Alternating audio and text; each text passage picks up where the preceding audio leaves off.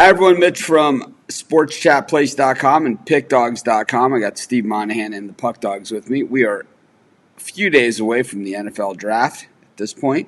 Got sim games going on, which, I mean, to me, it's a day. Every day with sim games is a bad thing. And Let's start a riot. well, because I could see the sim games being the thing that sticks. It's always the crappiest thing, that sticks. I could see the sim games. People still saying, "Oh, we can still do sim games every day." It's like, oh, man. Hopefully, people will stop betting them at that point. It's our only hope.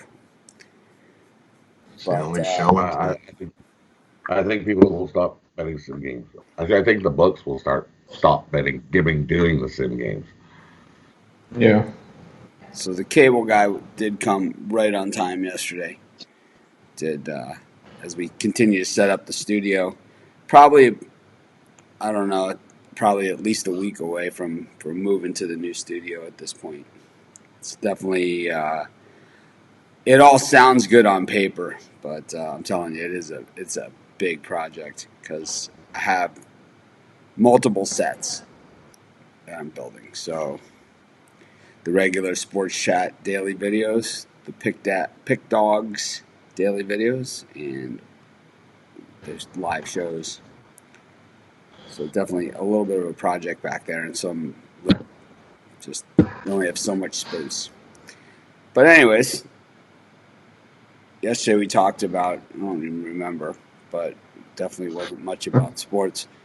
But today we'll get a little bit back to sports with the NFL draft coming up, and kind of like before we go into, I expect there to be some action this week. So one of the things that we're hearing about, Leonard Fournette is on the trade block for the Jaguars. Chris, you usually have an opinion on stuff like this. What's Leonard Fournette worth? I mean, I'm sure it depends on who wants to offer up for him. I mean, I don't think the Giants are gonna trade down from number 4 for Leonard Fournette, but Well, they have a I running mean, back. they have Saquon Barkley, so there's no need to. But I'm saying there's other teams that could use a running back. I mean, would the Dolphins trade, maybe number 26 and a couple extra picks for Leonard Fournette? Would I don't know, would the Baltimore Ravens try to pick him up? I know those are two teams I had keyed in on running backs in the first round. How about the Lions It with all the depends. third overall pick? Sorry, How about the Lions with the third overall pick? I don't know if I'd reach that far Certainly up for him. I not think not past them, I this is true. But I don't think he's worth anything more than a second rounder, to be honest. On a good day, I think that he is a great talent, but I think the issue, of course, is the injuries. And he just doesn't play that much. I think also he doesn't have the versatility. And his attitude is an issue too. Let's not discount that. He's been a kind of a dog the last couple of years for the Jags. Yeah, it's a tough Attitude wise. organization. I think when you have Tom Coughlin, then it's tough to always say, who's what. You know, he has a different, he called Strahan, crappy too, and Natron Means, who was his guy the first time around, he had a problem with him because he sat on his helmet, he used his helmet as a chair or a stool, and like that was a problem, and it's like, so Tom Coughlin, the 5 minutes early bullshit, right? It's like, I mean, I love guys that are on time. I try and always be at least on time, if not early, myself, but. Tom Coughlin. So it's always tough to tell in that regard. I mean, some NFL players and some athletes in general, they do things that are more publicized than other. It's hard. It's just hard to tell. And I just think that when Kareem Hunt has a job in the NFL, it's tough to complain about anything that Leonard Fournette has done off the field. I think for me with Fournette, it's anything. It's the injuries. It's the injury bug. When he plays, he's been strong, but it's like how much is left in that tank. And, I just don't know. Are the Jags going to packet him and their pick to move up? I mean, that's a different story, right? Because they have number 9. So, how about this, Chris? number 9 and Fournette for Lions picked. Well, I Yeah. might. I could see them pulling the trigger on something like that. You start to wonder what they would do with Kerryon Johnson at that point, but I think it's a viable option. I mean, you got as far as the injury thing goes. I mean, maybe Fournette's trying to turn a corner. He only missed Week 17 last year, so I mean, maybe it's a sign of things that maybe he's starting to get a little bit better with his body and maybe turning the corner a little bit. But Or they didn't give him the ball as much. yeah, that's true. I mean, he did run for a career high in rushing yardage, but probably because he stayed on the field for 15 games. Oh, Steve, what do you think? Then he's going into his 5th year, I think now.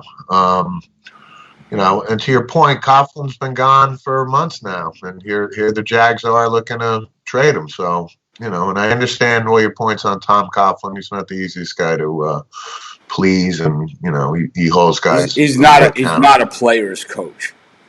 No, not at all. And I agree with that.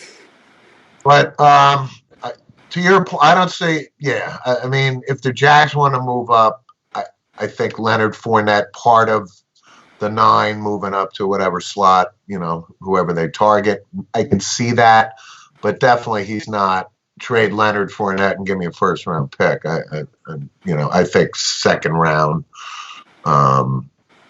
is good compensation for him. But again, he's going into his 5th year. Injuries, running backs typically 3.5 year shelf life on average. So yeah, he has a high price tag too. Like salary wise too. He's not going to be cheap. And here's the best case for Fournette is you put him in the Rex Burkhead spot in the Patriots, right?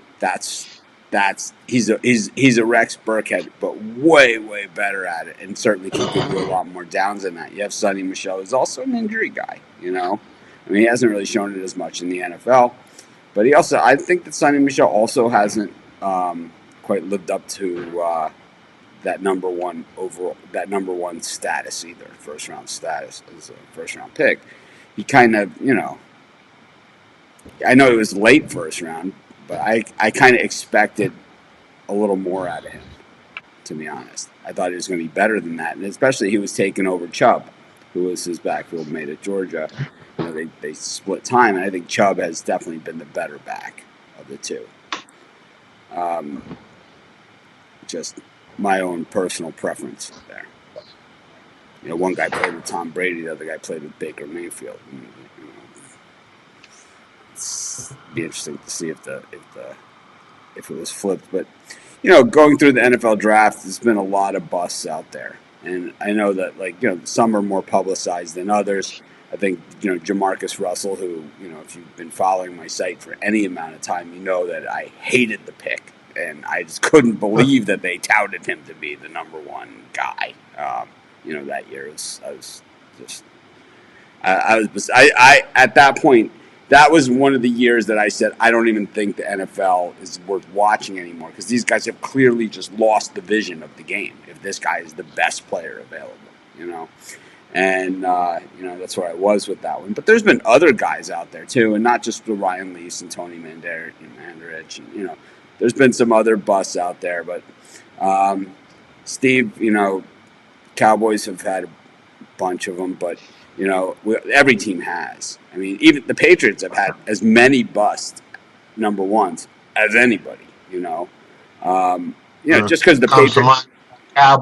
For the Cowboys, Shante Carver was the number 1 pick. Oh. Absolute bust. Billy Cannon Jr., absolute bust. Even Bobby Carpenter. Bobby Carpenter, I think we drafted 17 overall or 18 overall. Ohio State. Played 4 years out of Ohio State linebacker. Not worth first round. So the Cowboys have had multiple bombs. To me, Morris Claiborne, right? We talked about him. But when you look at the grand scheme of things, it's like Claiborne actually not as bad as some of those other guys that you mentioned. He's still playing. Yeah. No, but he's not as bad. He's not, he's not a number 1 pick lockdown corner, but he's a serviceable guy in the NFL. He can play, you know. And I thought But we Newman, you know, drafted him with that expectation that he was going to be a shutdown number one corner. right? No, when you Absolutely. trade up Not and even- when you trade up like that, so well, you know, when we look around, Rod, who do you have kind of on that, you know, maybe doesn't get enough, you know, doesn't get enough, you're a bust, you know, like my guy, like I said him the other day, you know, was Dion. Oh God, I don't remember. Right? Dion Johnson. Dion Johnson. Jordan. Dion Jordan. Jordan. Oh God. I mean, number 3 overall. Rod, who do you think when you think bust? You know, who's your Blake Bortles? Could it be Blake Bortles? I mean, I hated the Bortles pick. I mean, I was like, here's a guy that needs another year. And I was like, whew. Rod looks frozen.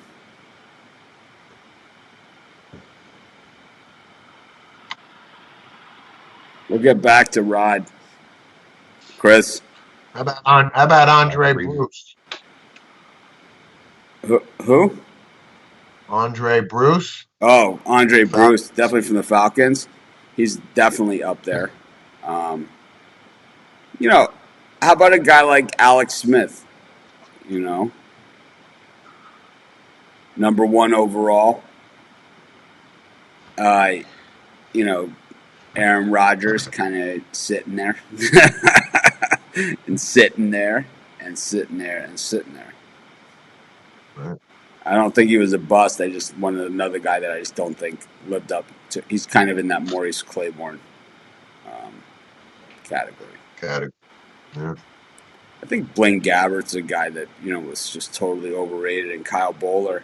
I think these are 2 guys that kind of in the same category where, you know, they might rate out well at a combine, but to me, this is where, you know, why the Ravens and the Patriots have been good is that they generally don't take guys like that. And the Bengals too had a run where they made the playoffs longer than anybody. You know, outside of the last year or two, the Bengals made the playoffs. They had the longest run of anybody of being the playoff team. And, you know, it's because they always take guys we heard of, you know, football players as opposed to guys that are combine guys. You know, so, Chris, who are some others that you come to pop off the top of your head here? For me, when I first really started watching college football growing up, and it was around the early to mid 2000s, and I remember the 2006 draft where you had Vince Young and Matt Leinart both go in the top 10. I know Matt Leinart had won a Heisman, but it was still you look at how far they had fallen within maybe 5 years of being drafted, and it was just remarkable. I mean, you look at other guys that were taken in that draft. I mean, even Jay Cutler had a longer career than Matt Leinart, and Vince Young, Haloti Ngata, Antonio Cromartie, taken in later parts of the first round. But those 2 will always stand out for me, just being both in the top 10. It's a good one. How about Todd Marinovich? Absolutely, you know, super QB or whatever, you know. Robo QB. Yeah, Robo QB. He definitely fizzled out. And I say Dave Brown, too. I mean, the Giants gave up a first-round pick for him, supplemental draft. He kind of flew under the radar because he was supplemental. But he was a first-round pick, any way you slice it. And you give up your first-round pick to take a guy. Pretty much counts as a first-round pick in my book. I think, you know, when you head over to the wide receivers, it's a pretty bustable position. And, you know, Darius Hayward-Bay is a guy that kind of jumps right off the page at you. And, you know, there's been a few others, too. You know, Charles Rogers, who you know, he passed away recently. Was fantastic, you know, his senior year of college, but he never, you know, never hit it. And then, you know, there's Johnny Manziel, recently, Johnny Man. Is that Oh yeah, Johnny Brian Lee? Manziel. Good one. Brian Lee. What was it? 16 touchdowns and like 30 something interceptions, something like that. Tim Couch. Good one, Tim. Andre Ware. Andre Yeah, Ware, Andre Ware. David Klingler, and Achilles Smith. Achilles. Those guys kind of go Achilles hand in hand. Smith.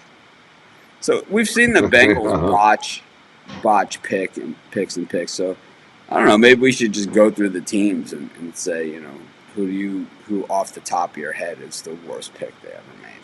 You know. Who's got the most watched NFL pick draft? Well, I think the Patriots have the most. I think when you look back, and I think the Patriot fans will admit this. This is how you win. This is how you win 6 Super Bowls, play for 9 or 10, and still have a losing overall record to the Miami Dolphins. This is the way the Patriots have drafted in the pre-Belichick era. Believe me, the Chuck Fairbanks era not as glamorous as this, you know. And there's been a few other ones too. I mean, the Patriots. I wonder, they might be the team that's drafted. The reason why I mention them so often is they might be the team that's drafted number 1 overall more than anybody. I believe that they have been.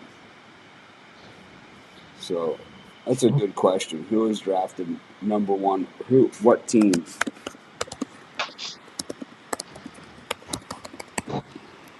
I'll throw another bust out there. The New York Jets, Blair Thomas, running back out of Penn State.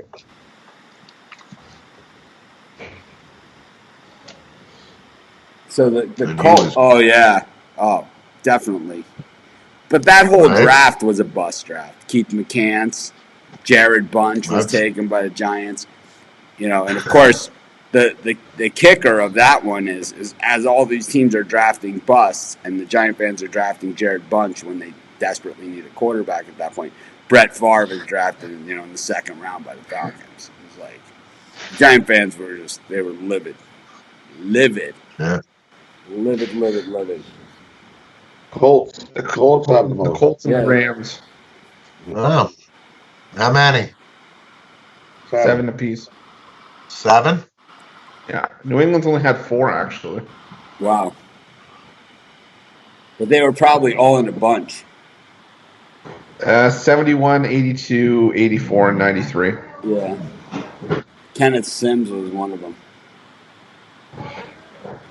So let's look at. All right, this is good. Let's look at the number 1 overall draft picks. We'll start in. I was going to start in 1970, but we'll start in 1969, and it was O.J. Simpson. Steve, first overall worthy. Yeah. I mean, as a football player, he was the juice. He's in the Hall of Fame. I'd say definitely number 1. 94 on. Yeah. No, I'm just saying, as a player, he was the NFL MVP, Hall of Famer. He was the Heisman winner, 2000, first one over 2,000 in a season, and a 14-game season. He also, he basically carried that team on his back. They figured out, Buffalo figured out a strategy, and I say this all the time. It's like, you figure out something that works, you just run it over and over and over again until somebody could stop it. Well, Buffalo figured out that if they, instead of letting Joe Ferguson throw the ball down the field, that they just hand the ball to O.J. Simpson every single play, that they have a better chance of winning. And it worked. Pretty much it worked. They lost a few games, but they made the playoffs, and O.J. was, the MVP that year. So I'd have to say O.J., yes. Worthy. Yes, worthy. We move into 1970, and here's a guy that, this guy had a hell of a career. But number 1 overall, Terry Bradshaw. Okay? 4 Super Bowls. Can't argue with that, right? Joe Montana type numbers. Better than Montana. Hall of Famer. Only 3 Pro Bowls for Terry Bradshaw in that entire career, because Terry Bradshaw was one of the more up and down guys that has ever played. Terry Bradshaw was demoted to 3rd string from being the starter during his career while the Steelers were winning. Joe Gilliam got some action in there. People wanted Hanratty. Yep. He also had In hindsight, when you look at the supporting cast that Terry Bradshaw had, he had the killer offensive line. He probably had, if not the best, the second best center. Dwight Stevenson and Mike Webster to me are in that conversation of the best centers of all time, right? So he had that. He had arguably the best defensive line and linebacking core, and maybe even secondary. Terry Bradshaw might have played on the greatest team of all time. I think the '78 Steelers, to me, when people say what is the best team you've ever seen, to me it's the '78 Steelers. Was the best team I ever saw. I think the team that won the Immaculate Reception game against the Raiders that lost to Miami the next week was a very good team, and kind of you saw that this was going to be a great team. But when you look at that team with Lynn Swann, and John Stallworth, Terry Bradshaw, Mean Joe Green, L.C. Greenwood, I mean, the NFL had never seen a front four like that before, or a linebackers like the running backs, they didn't want to go like Jack Lambert. They didn't want to go up the middle on him, or Jack Ham. This guy's the first real sideline to sideline guy. This textbook tacklers. And Mel Blount was an assassin over the middle. So I think Bradshaw. I think you take I think you take the 4 Super Bowls and 2 Super Bowl MVPs, and you say, you're probably not going to do a hell of a lot better than that. Worthy. I'd have to say worthy, but I think we'd have to look at the rest of the draft class. So we go to 71, and here's a guy. Okay, here's the Patriots. Jim Plunkett, who was horrible with the Patriots, right? Horrible. He was good later in his career with the Raiders. He kind of was one of those guys that got redemption late in his career. Kind of like Rich Gannon, right? Kind of like Rich Gannon, where he wasn't so good early in his career, and then late in his career, he kind of got really good. Maybe a better version of Rich Gannon. I'd have to say that even though Plunkett's got the 2 Super Bowls and the Super Bowl MVP, never made the Pro Bowl one time in his entire career. I don't know if he was worthy of number 1 overall. I think on that Raiders team that he had, give me Marcus Allen in that form, and I probably could dump the ball to him a couple times too. He also had Tim Brown. I think at the end of his career, he had him, and he had a pretty damn good defense. Also, he had Lester Hayes and Mark Haynes as his corners. The one year that they won the Super Bowl that he didn't get the MVP, it was Lester Hayes was the MVP in the Philadelphia-Oakland Super Bowl. I remember that specifically. Those of you that never saw Lester Hayes and Mark Haynes, you missed something. Like any of today's corners that they talk about, and this Gilmore or anything, you've never seen anything. I can assure you. Mark Haynes was another guy drafted by the Patriots. Yeah, Mike Haynes, not Mark. Yeah, Mike Haynes and Lester Hayes. Yeah. But they had Ted Hendricks, too, who was a beast. The story. Lyle Alzado. Yeah. Matt Millen was, damn good linebacker for the Raiders. I would say no, not worthy of overall number. Yeah, I failed to mention Mean Joe Green when I talked about the Steelers. That was a big pretty miss. good. He was pretty good. Yeah. Well, it's either Plunkett or Archie Manning who went at number 2 in that draft. So Archie Manning, I thought, was another guy that was seriously overrated in his NFL career. I do too. He was one of those guys that was always seen like, he just played on bad teams or whatever. It's like they're bad because you were on there, because you were the quarterback. He's one of those guys that's kind of like he's way seen. And he always was, even back then. He was always seen as way better than he ever was. To me, I never really saw it. Maybe because his teams were so bad, and also we didn't get to watch all of the games back then. Things were different, on TV. So maybe we didn't see the great Archie Manning, but to me, you got to win games. Got it back into the Bills, and it's the Wolf Patulski pick. Next. Notre Dame defensive end. The next year was another guy who ended up on the Raiders, and I don't think this guy's number one overall worthy, but definitely a great player, was John Matuzak. He won the 2 Super Bowl championships with the Raiders. He was not on the second Plunkett team, but he was on the John Madden Super Bowl 11 team, which was also a very, very good team. Those Madden Raider teams, when Madden left the Raiders as the coach, they were the winningest organization in the NFL. Like when he left, he had the best like Belichick might have the most wins or whatever, but John Madden has the best winning percentage of any coach. He was easily, like, when it came to like absolute X's and O's and the guy who was the best coach out there, John Madden was easily the best coach there's ever. He didn't coach as long as some of these guys, so he won't show up in those streaks that we talked about or those unbreakable records or anything like that. But his winning percentage certainly puts him right there. So, John Matuzak with the John Madden team, with Ken Stabler as the quarterback, is kind of a perfect fit there. But he didn't start there. He started in Houston on the Oilers, and that's where he was drafted 1 overall. And he was not really that good there. I think he's a great player, one of my favorite players, but certainly not a number 1 overall player because he didn't have the from day one impact. I think we're before Chris and Rod's time here, maybe a little bit. Then, another big guy. So another big guy went to the next year. The twos was super tall. He was the first really tall player in the NFL. The next guy, so the next year they went tall again. Ed Too Tall Jones to the Cowboys.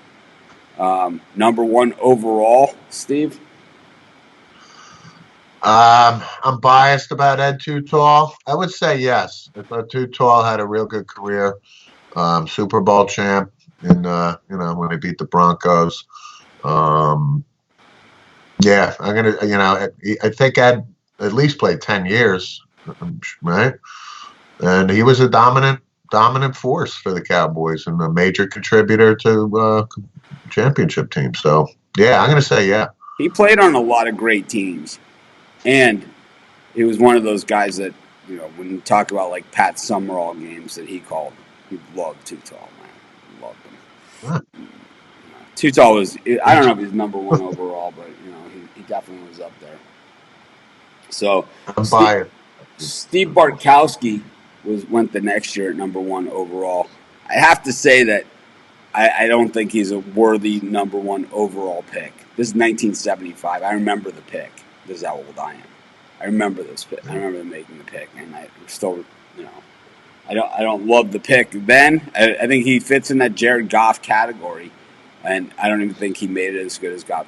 Bartkowski's claim to fame is that he was actually, while Staubach was the Hail Mary guy, Bartkowski's play was Big Ben, and it was similar to Hail Mary. And he was really good at it. He could drop it right in there. But as far as winning on a consistent basis, didn't really happen for him. We move on. Leroy Selman in '76 for the Bucs. So this was the year of the expansion draft when the Bucs and Seahawks came into the league. They flipped the coin and the Bucs got the number 1 overall pick, and they took Leroy Selman. I got to say that if you can get a guy like Leroy Selman and stick him in your defensive line for the next 15 years. You should win a lot more games than the Bucs did. And I think Leroy Selman, he's one of those guys that you could say, well, Plunkett had his chance with the Raiders late in his career, whatever. Selman never had those chances. But if he did, he could have been on the and he still might be. I don't know. I don't follow all those all-time teams. But I'd imagine he's one of those all-time great players in the NFL, like in the top 100 players of all time or the top 20 defensive ends of all time. I would say Leroy Selman is somewhere in the list and probably in the top 10. This is back when Oklahoma played defense. His brother Dewey Selman as well, but Leroy is definitely the better of the two. Steve, any qualms with Leroy Selman, one of the greatest defensive ends to ever play the game? I'm as old as you are. Leroy Selman was outstanding, and it's kind of funny because I think the Bucs had an 0-26 at some point. I think it's the NFL record, but the Tampa Bay Bucs got to the championship game, against the Rams. So the Rams went to the Super Bowl against the Steelers. So, obviously Leroy Selman was instrumental on the defensive side. Absolute bona fide, worthy number one over. So Selman went to Number the one. Pro Bowl 6 years in a row, which is pretty Yeah. good. That shows that you don't get injured, shows that you show up. And that's back when the Pro Bowl really meant something. So the next year was one of the worst, was I would say one of those swing and miss picks in the NFL draft, and one of those ones where Michael Jordan is still on the board. And this was Ricky Bell being taken number one overall by the Tampa Bay Buccaneers. The number two pick, so the number two pick was by Seattle, because once again it was the year that it was when they did the expansion back then. The expansion teams got 2 years in a row, got the first two picks, and they flipped the coin for it. And Tampa Bay won the coin toss and took Ricky Bell. The Cowboys traded and got that pick from Seattle. They took Tony Dorsett, was the pick that they took. That's right after him. And That's right. I would say that set tip. That's the one that you'd love to have back. Ricky Yes. Bell was never. He wasn't awful, but he wasn't good in the NFL. Ricky Bell was out of USC, and back then USC was running back U. They had OJ, they had Anthony Davis, and then it was Ricky Bell, and it was like Charles White. Charles et cetera, White. et cetera. They had a whole run of running backs, and they were considered running back U. The next year, one of my all-time favorite players, the guy who I still think doesn't get enough credit, Earl Campbell, taken number one out of Texas. Chris and Rod, we getting into your range here with these guys? Starting to? All right. The Tyler Rose, Earl Campbell. Steve, any problems with Earl Campbell? Absolutely not. Earl Campbell was so great, and it's unfortunate because the toll football took on him. He's literally in a wheelchair. He's been, he left it all on the field. He left it all on the field. He was outstanding. He played on an Oilers team that drafted number one overall. They made it to the championship like 3 years in a row and lost, or two. They made it two. They made it back-to-back years, and it was against the Steelers. Those seven Steeler teams that were like, that we just talked about as some of the greatest teams of all time. Those were the teams that they lost to, in those games, and they were close, and all they had was Earl Campbell. The wide receivers were like Ken Burrow was their big wide receiver. I mean, these are guys you know heard of. Dan Pastorino was the quarterback. Yeah, Mike Renfro. We talked about it, I think. The Oilers got jobbed in one of those championship games where Mike Renfro was in the back of the end zone, and he was in, and the referee called them out. And that was Houston, as close as they were going to get to beating the Steelers. But the call went against them. But Earl Campbell, I would highly recommend anybody go look up highlights of Earl Campbell from college and the pros. The guy is just he's like fantastic. They changed Earl Campbell. They used to rip the uniform right off him, and we're not talking tearaway jerseys either. And he would still keep going. Him and Herschel Walker are two of the toughest runners you'll ever see. Larry Zonka probably in that thing too. I agree. Joe Green gets standing ovations whenever he appears. Joe Green is one of the greatest there's ever been. I'd say of interior defensive lineman, he's on the list. He's definitely that Steelers team, in general, like that spot next to Joe Green where Arrowhead Holmes played and then Steve Furness played, it was kind of like it didn't really matter because Joe Green took up so much, and then, it made everybody better. Jack Lambert was better because he played behind Joe Green. I mean, I'm not saying Lambert would have been a slouch somewhere else. I'm just saying he wouldn't have been as good if he wasn't behind Joe Green. And I think a lot of the Steelers linebackers will say the same thing. Andy Russell will probably say the same thing. Another great tackler. Keep moving on. And Tom Cousineau was taken by the Buffalo Bills in 1979. Ouch. Steve? Next, not worthy. Well, I think this one is actually worthy of. Let's look at the 1979 NFL draft and see exactly what happened here. Tom Cousineau, and I remember the pick, and it was one of those ones where it was like at the time it was seen as suspect, right? So if He you was an really, All-American at Ohio State. He was a good college linebacker, but of course. if you go down the list here, this was not a great draft. You know, so there's a few guys in here that were difference makers.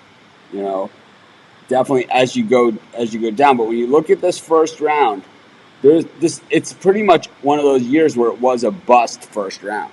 So Tom Cousineau was first. Mike Bell was taken by the Chiefs second, and Jack Thompson, the throwing Samoan, another Bengal quarterback that we kind of can add to this mix of Yeah. top 5 Bengal quarterback, busts of all time. Somehow Jack Thompson, the throwing Samoan, gets a pass on those, right? It's like, oh Yeah. man, Jack Thompson throwing. You guys know Jack Thompson, Chris and Rod, the throwing Samoan. Who? Exactly. No. The Bengals took From him. Washington. I'm I sure would've been- Kuiper had him I high would've on been his 3. board too. Jack I Thompson. would have So been 3 years old. he's actually worse than the Klingler pick. If you go back, and the Achilles Smith, he's worse than both of those picks. There. So the Bears took He played Dan. at Washington State. The Bears took Dan Remember? Hampton at number 4. The Bills took Jerry Butler, who wasn't bad. Barry Krause was taken next by the Colts. Then Phil Simms, Otis Anderson by the Cardinals, Al Harris by the Bears, who was actually really good. Not a guy that you hear a lot about, but certainly one of the better players out there. I think Al Harris might have gotten into trouble. Was one of those guys that got into trouble. Pretty sure he was. But this draft was so bad that the Saints, with the 11th overall pick, took Russell Erxleben, who was a punter kicker. And I'll tell you, he was a bust too. Taking that high.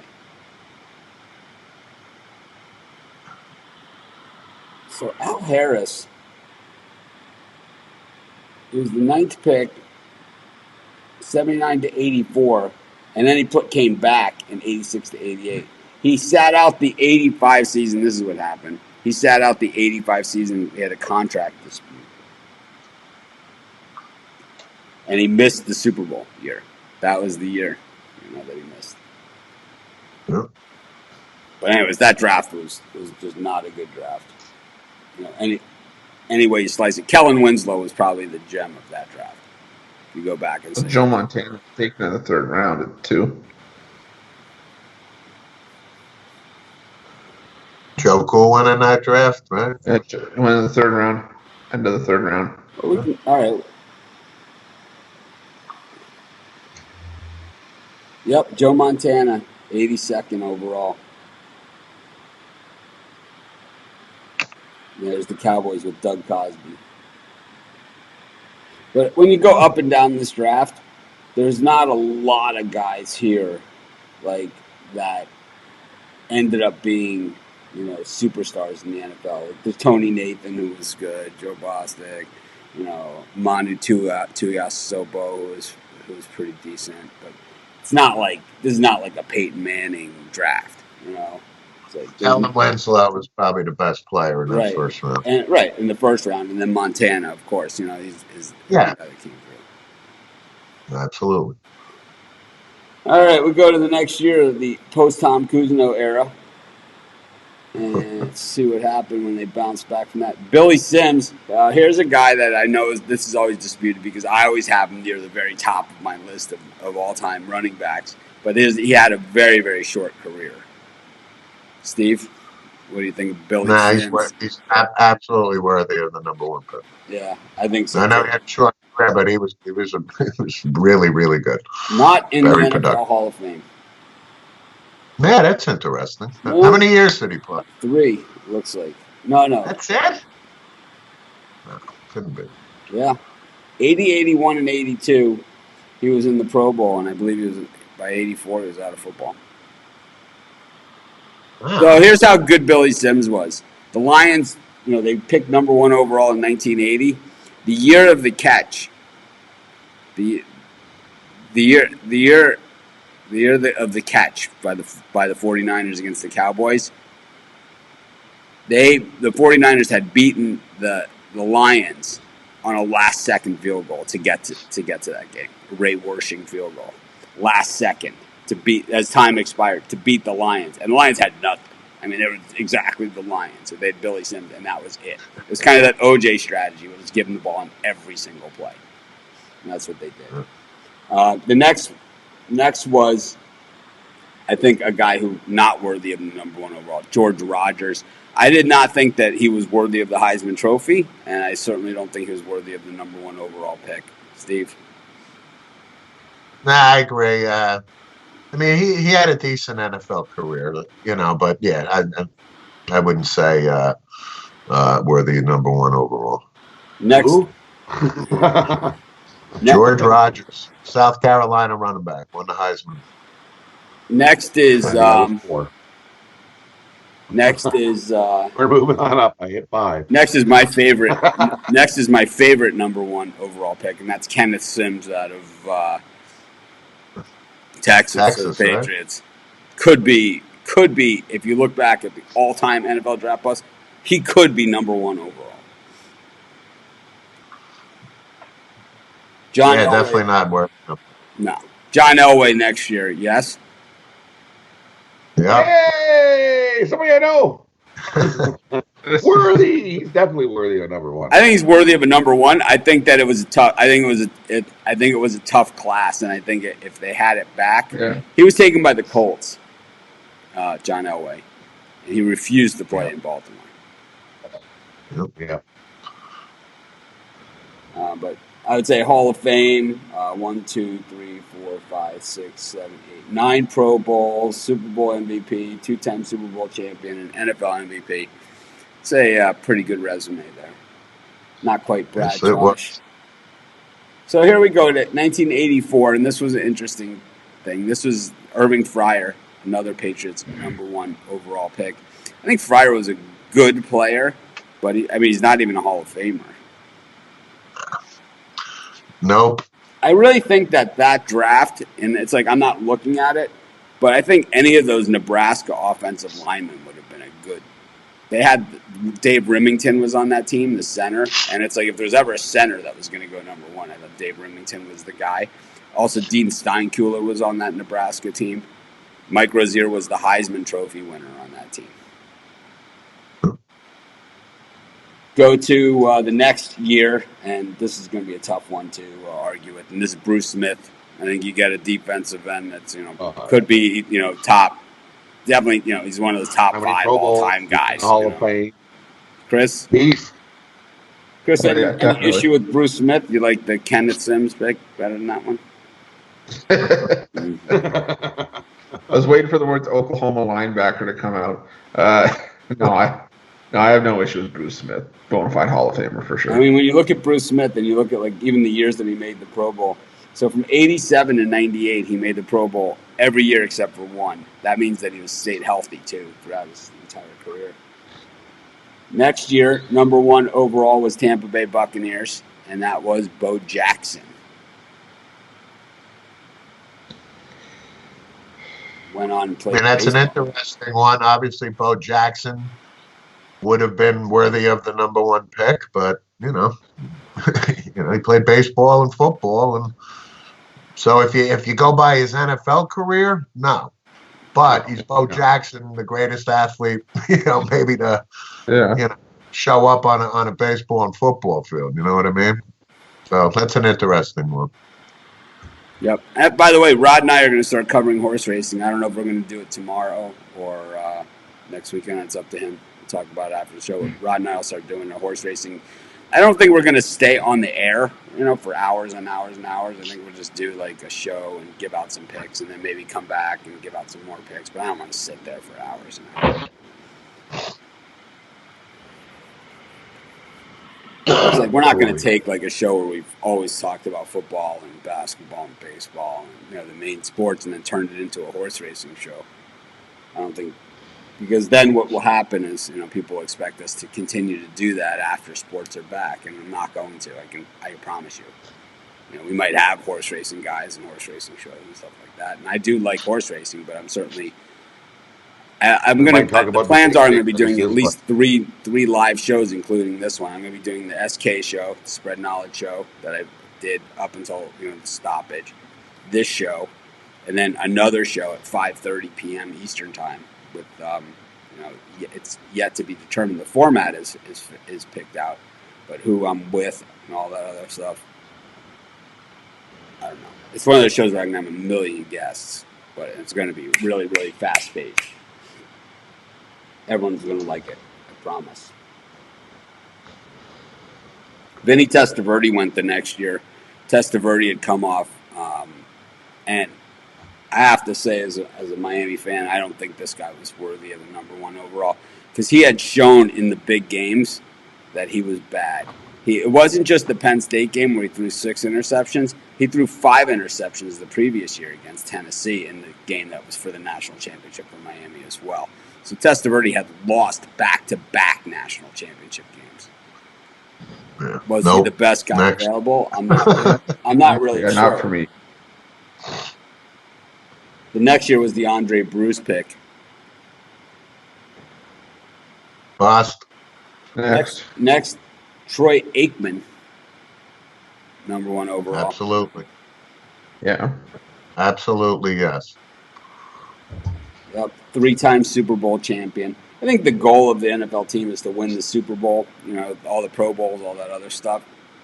If you have a guy that was a key piece in winning you the Super Bowl, I'd say Troy Aikman's there. I don't put Troy Aikman in the top quarterback of all time discussion. I don't think anybody does, but he does have 3 rings, and he certainly didn't lose those games for them. Yeah. Next year was Jeff George. So here's a guy, one of the biggest busts at every level, at the college and NFL level. He was always a high potential guy and never did anything with it. And once again, it was the Colts picking number one overall. The next year, No. So here's a guy with 3 Super Bowl rings, Russell Maryland. I really don't think he's worthy of that high of a pick. No. He played.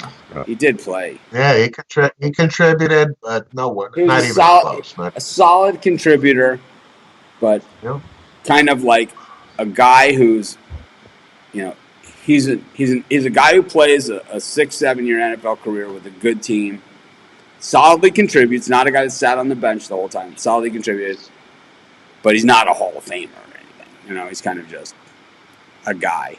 Russell Maryland he played in college, arguably the greatest run defense of all time.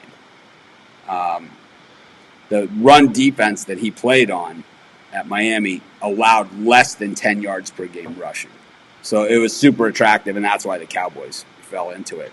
Of course, Jesse Armstead, they had some savage linebackers on that team. They had the most head-hunting linebackers. That was the year. So that was the year that. We're getting into that David Klingler years, right? And so to tell you how good that Miami defense was, Houston was seen as the unstoppable run and shoot offense that could put up millions of points every game. And it just so happened they had Miami on the schedule as the second or third game of the season. They ran the run and shoot, and on the third play of the game, Jesse Armstead, who was a linebacker on Miami, was covering Houston's fastest wide receiver, step for step down the sideline. And the announcer on ESPN said, "Wait a minute, he's being covered by a linebacker? This is going to be a long night." He's they're in some big trouble here. And that's just how great that defense was. And that was, when we talked about the winning streaks and stuff, that team won 34 games in a row. So, there was a lot to like about Russell Maryland. Steve Entman was the next year, and he was a guy who I think was worthy of the pick, but was a bust because of injuries. Steve? Yeah, I agree. I mean, Edmund had all the potential in the world, but no, I mean, absolutely not in retrospect. No. All right, because we're getting into some real cream puffs here. So Drew Bledsoe went number one overall in '93. I believe there was another quarterback in that draft too, right? That was kind of like you take Bledsoe or him. Sure there was. Take a look. I think. We'll take a quick look at this 93 draft and see how Bledsoe ends up. Oh, yeah. It absolutely was. It was Rick Mirer was the other quarterback. Oh, yeah. Yeah, so it was Drew Bledsoe, Rick Mirer, Garrison Hurst, Marvin Jones. This was another really bad draft. John Copeland, Eric Curry, Curtis Conway, Willie Rofe. This is the year that the Giants forfeited their number one, which would have been number 9 overall, and took Dave Brown. So when you look at the bust, I don't know why he's always excused, but he is number 9 overall. In the first round, in my book. I'm never gonna. I'll just let them slide on it. You're never gonna hear that come out of my mouth, right? It's like, yeah, I'll just let the Giants slide that they took him. But if you look at this whole draft, it's bad. Everett, Tom Carter, Ernest Dye, Lester Holmes, Irv Smith, Robert Smith, Darian Gooden, Deion Figures, Leonard Renfro, O.J. McDuffie, Dana Stubblefield, Todd Kelly, Thomas Smith, George Teague, who was probably, that's the first round of that draft. That's how bad it is.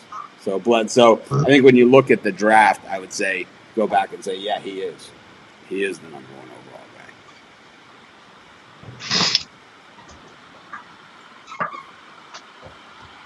guy. All right. Dan Wilkinson the next year at Ohio State in 94 to the Bengals. Nope. Bust-O-Rama. Bust-O-Rama, yeah. The next year, the Bengals, one bust wasn't enough for them. They drafted well enough to get they played well enough to get the number 1 overall again, and it was Penn State running back Kajina Carter. I still hold this against Penn State, right? Blair Thomas, Kajina Carter. I said the same thing when they drafted Saquon Barkley, 25 years later. So that was another bad draft, though, that 95 draft. That was the draft. That was the Brett Favre draft, I believe, was that one. Yep. So then 96 was Keyshawn Johnson at USC. Super Bowl champion with the Bucks. Only 3 Pro Bowls for Keyshawn. I don't know if he's a number 1 overall. No, I wouldn't say he's number 1 overall either. The next year was in that. So here's where you go offensive tackle, and you get a guy that is the number 1 overall, and that's Orlando Pace the next year for the Rams.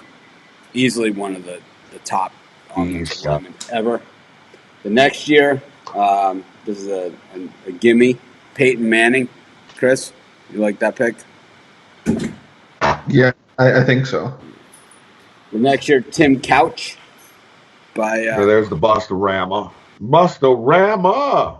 And the next year, though, the Browns followed it up, so they had back-to-back number 1 overalls. They followed out with another Penn State bust. Okay, so I think Penn State is starting to mount here when we start to look at who the number 1 busts are. I was just gonna say. And you look at Courtney Brown and you say, how in the hell did this happen?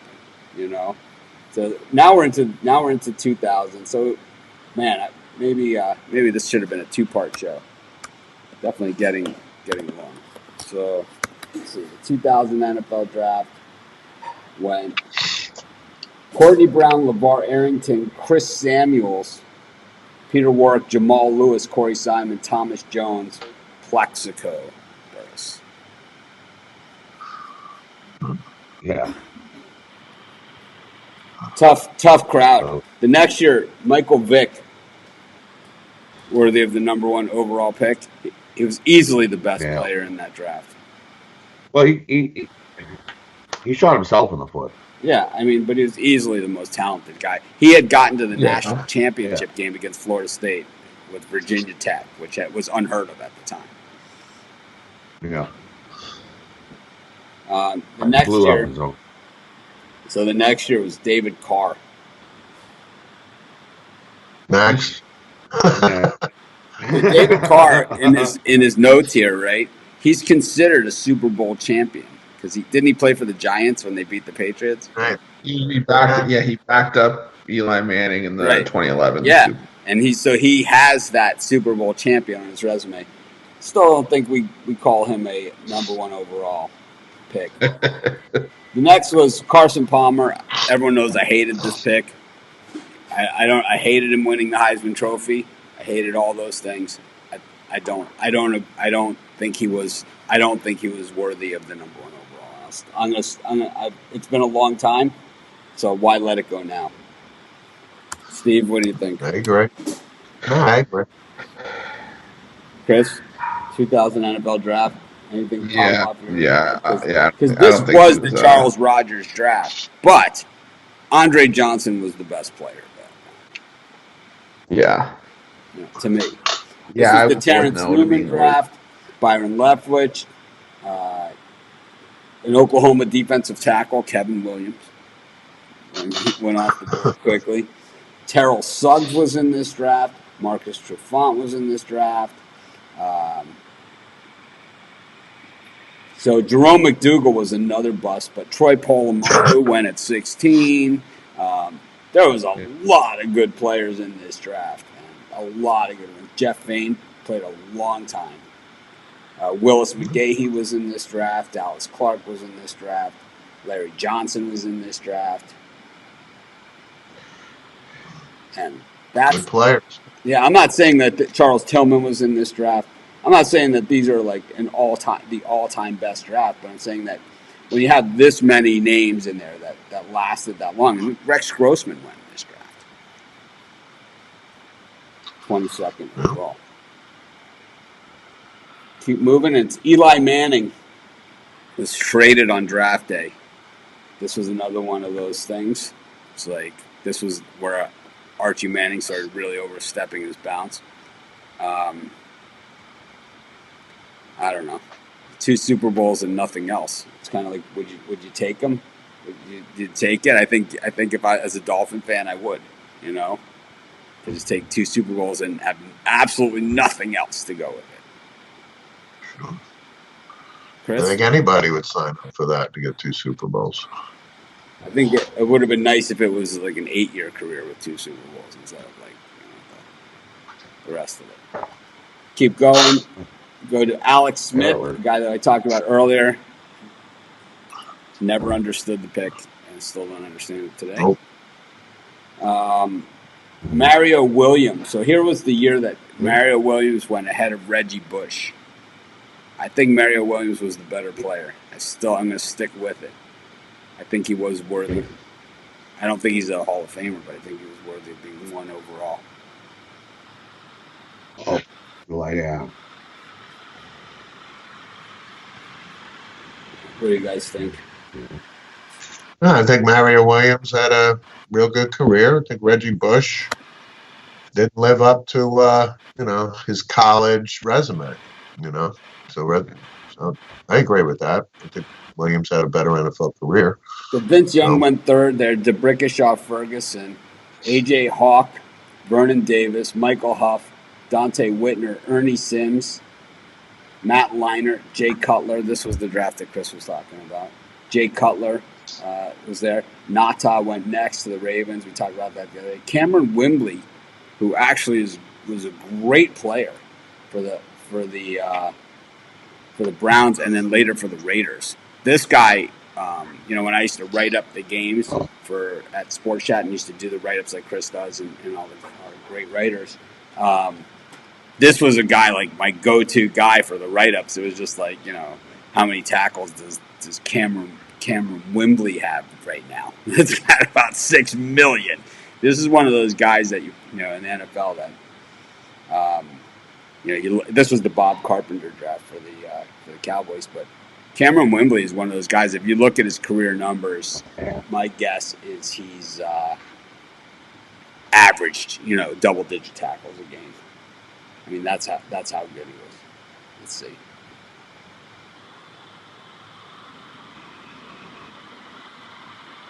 He had.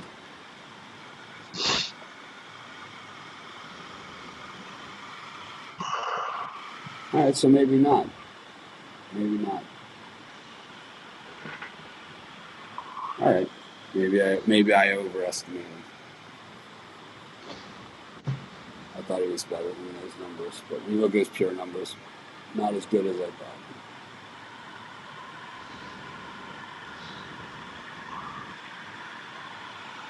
I know.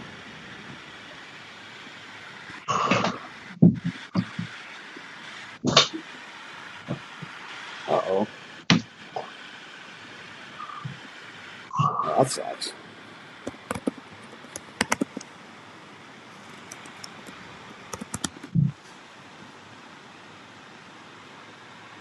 Oh, man, I lost my... There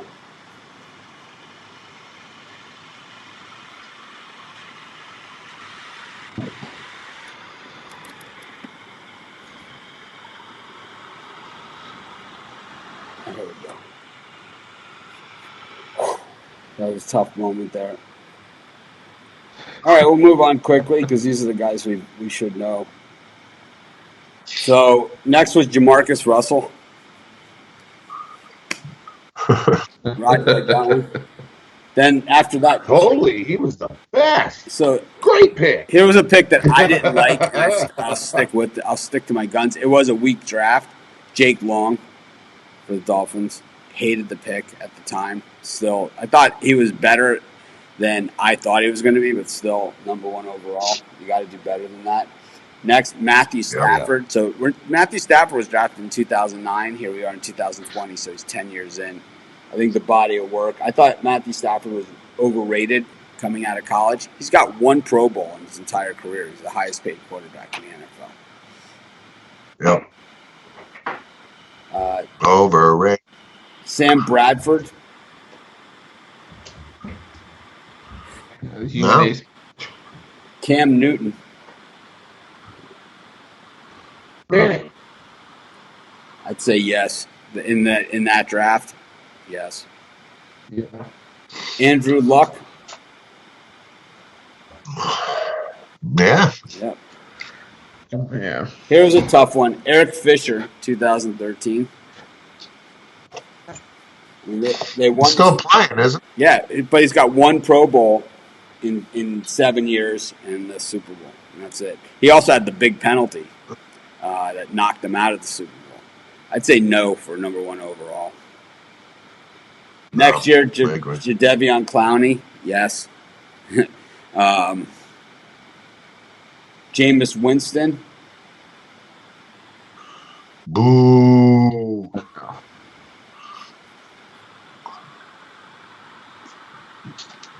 Oh, and then your buddies next. Golf. Yep, Everybody loves golf. I think we know on this one.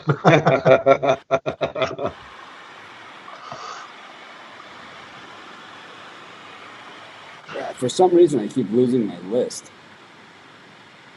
I think the last 5 are going to be all busteroo. Jameis Winston, Jared Goff, Myles Garrett, Baker Mayfield, Kyler Murray.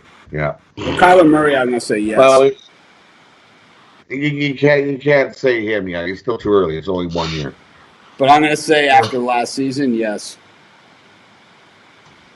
Yeah, pretty good year. Let's see how he does this year. Yeah, I would say Myles Garrett, yes, and I would also say Kyler Murray. The rest of them, I would say no, especially Goff. Yeah, Baker Mayfield, no. Golf, no.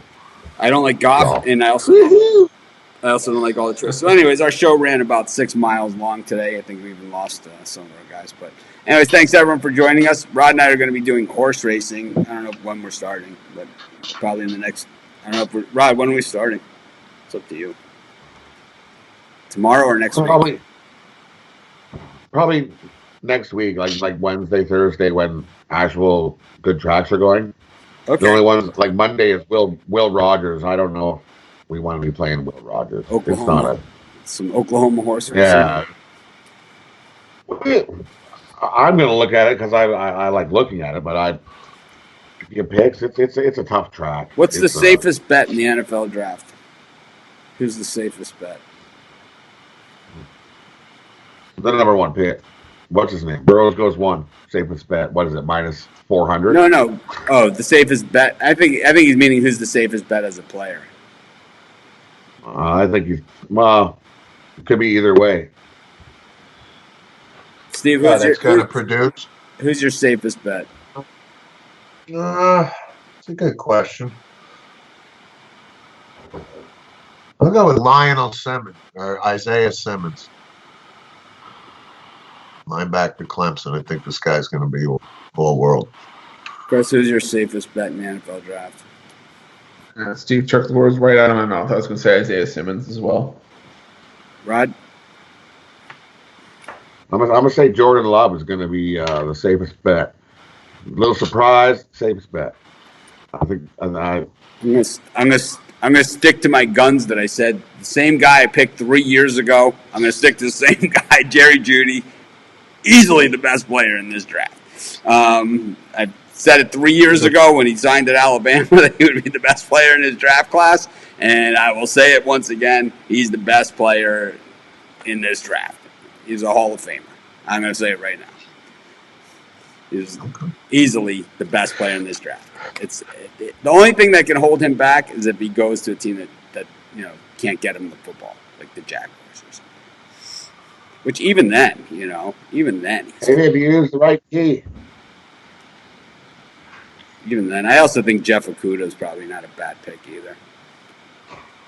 Yeah. I like guys that like Eli Apple was a pass interference waiting to happen. If you use the right key. I think like to me, Eli Apple was always like a pass interference guy. Exactly. Well, Jeff Okudah is the opposite. I don't think he's had a penalty called on him in 2 years. I'll throw Derek Brown out there too. Defensive lineman from Auburn, I think. But those defensive linemen, so he's up there. I'll stick with Jerry Jeudy. He's the sure thing. Slam dunk. All right, we'll see you guys tomorrow. It's just me tomorrow. Monday, Mitch. So you guys get a couple days. You guys get a couple days off. I'll see all you guys on Tuesday, but I'll be back tomorrow for Mondays with Mitch. Those of you that follow me on Facebook, you guys know I did a video yesterday about pineapple. So don't miss them. Got it. See what you missed if you're not my Facebook friend? You missed a really good one on planting pineapples. It's very exciting. Cool. Yeah. All right. Have a great day, everyone. It was pretty good.